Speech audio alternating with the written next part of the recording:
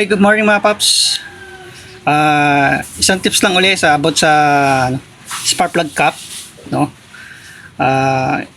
Ayan, no. Pansinin nyo, may video na rin ako nito pero papakita ko ulit sa inyo para ma-remind lang kayo. Ayan, no. Itong mga ganito lumuluwag. Ayan, lumuluwag na ganyan. Huwag na umasan hindi kayo titirik niyan.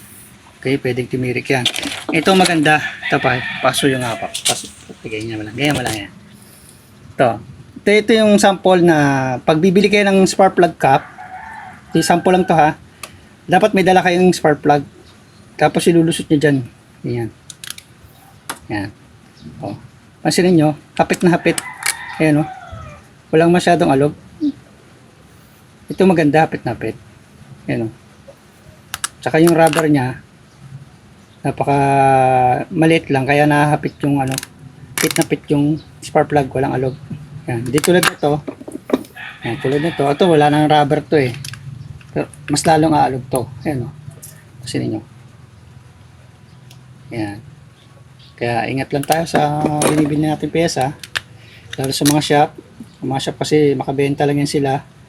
Ayan ang importante sa kanila. Ayun lang, tips lang. Sana nakatulong sa inyo.